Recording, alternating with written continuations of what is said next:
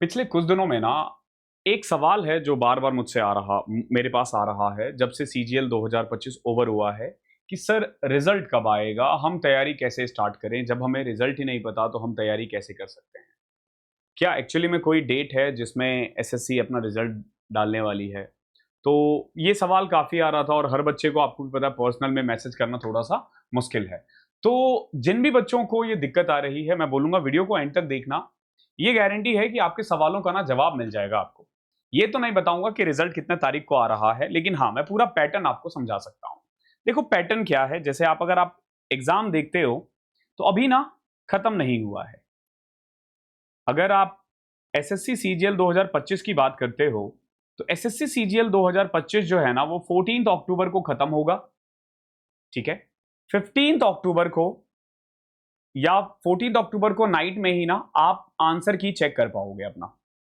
तो आंसर की जो रिलीज हो रहा है ना, तो मैंने एक कट ऑफ डेट डाल दिया 15 अक्टूबर। 15 अक्टूबर से आप आंसर की चेक कर पाओगे। ये एसएससी के ऑफिशियल नोटिफिकेशन में मेंशन है।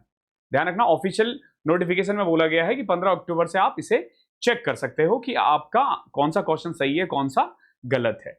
एक और चीज, जब आप ये चेक करते हो या जब भी आंसर की रिलीज होता है ना, उसके ऑलमोस्ट 15 से 1 महीने, 15 दिन से 1 महीने के बीच में रिजल्ट आ जाता है।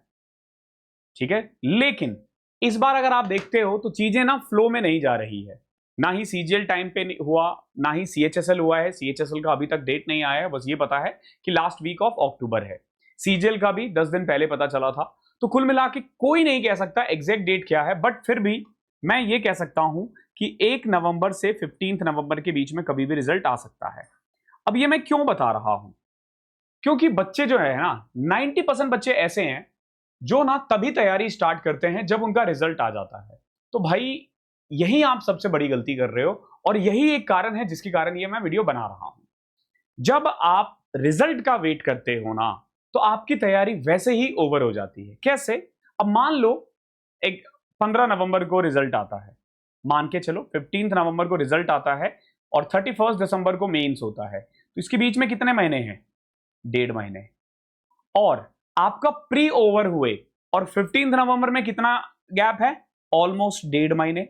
तो आपने किया क्या? ये 1.5 महीने खराब कर लिया आपने। क्यों? क्योंकि आप रिजल्ट का वेट कर रहे थे। ये गलती मत करो। अब में से बहुत बोलता है सर आपने कोर्स तो लॉन्च कर दिया। ठीक है, मैंने ये सवाल सबसे ज्यादा कोर्स के कारण ही आया कि सर अभी रिजल्ट नहीं आया तो हम तैयारी कैसे स्टार्ट कर सकते हैं। तो भाई देखो, सिंपल सी बात है, आपको क्या करना चाहिए।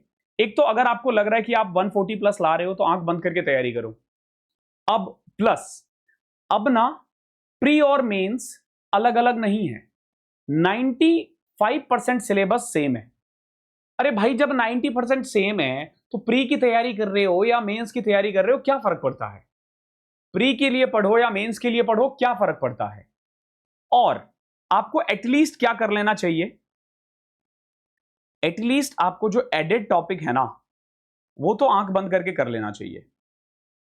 ठीक है, या फिर मान लो आप कोर्स नहीं लेना चाह रहे हो। कई बच्चे कोर्स तभी लेंगे जब तक रिजल्ट आता लेट हो चुका होता है। एटलीस्ट आप वाईटी से तो स्टार्ट कर दो। यूट्यूब पे तो क्लासेस चल रही है मैथ्स की, वहां से तो शुरू कर सकते हो। ऐसे ही इंग्लिश की चल रही है, रीजनिंग की चल रही है, जीके की चल रही है। तो यहां से ना आप एडेड टॉपिक कर सकते हो। एटलीस्ट ये कर सकते हो आप।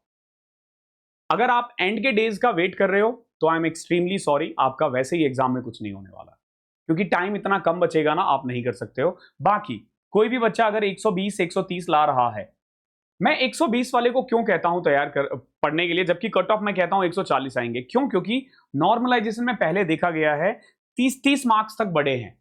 अब सोचो एक बच्चा आंसर की से 120 लाया है और नॉर्मलाइजेशन में 30 बढ़ गए। अब बढ़ेगा नहीं बढ़ेगा हम नहीं कह सकते, लेकिन चांसेस तो स्टिल है ना। तो अगर मान लो आपके 150 आ गए और आपने पढ़ाई नहीं की तो टाइम वेस्ट हो जाएगा ना। तो वो गलती मत करो। Do not wait for your result. बाकी मेंस के लिए ना हमने 2 बैच लॉन्च किया है, एक चैप्टर वाइज और एक द 100 क्लब। जो द 100 क्लब है ना, इसमें हम लोग क्या कर रहे हैं, 50 मॉक करवा रहा हूं मैं आपको। कितने मॉक? 50 मॉक करवा रहा हूं। ध्यान रखना, ये जो 50 मॉक है ये टॉप लेवल के हैं। ये ऐसे रद्दू पद्दू नहीं है कि कोई भी आके कर दिया। ना ना ना ना ना ना ना। ये 50 मॉक अच्छे लेवल का है, moderate to tough, moderate to tough है, इजी नहीं है, मॉडरेट टू टफ। और इसमें हम लोग हर चैप्टर के टॉप 100 से 150 क्वेश्चंस करते हैं। और ये सब, बहुत बच्चे बोलते हैं सर मैथ्स के लिए अलग से बैच ले सकते हैं क्या? देखो भाई, अब अगर आप मैथ्स के लिए अलग से लो या फिर सब लो, बात तो वही है ना। हमारे पास सब्सक्रिप्शन प्लान है। सुपर पास लाइव में क्या होता है, जब आप एक बार सुपर पास लाइव लेते हो अभी 007 कोड लगा के, तो जैसे 12 मंथ का ना आपको मिल जाएगा 1099 में, ठीक है। इस 12 महीने के बीच में चाहे प्री का बैच हो, मेंस का बैच हो, वो सब इसमें ऑलरेडी इंक्लूड है। इसके अलावा पास प्रो मैक्स भी, अब मान लो एक बच्चा है जो मेंस की तैयारी के लिए बैच ले लिया, लेकिन बाई चांस उससे मेंस नहीं हुआ, तो अगले साल प्री के लिए तो पढ़ोगे ना, तो प्री के लिए भी जो बैच है ना वो इसमें ऑलरेडी इंक्लूड है। आपको अलग से नहीं खरीदना, आपको अलग से नहीं खरीदना, ये ऑलरेडी इंक्लूड है। तो इसका फायदा उठाओ और तैयारी स्टार्ट कर दो, ठीक है। बाकी डिस्क्रिप्शन में लिंक है, वहां से जाके कनेक्ट कर लेना। Thank you so much.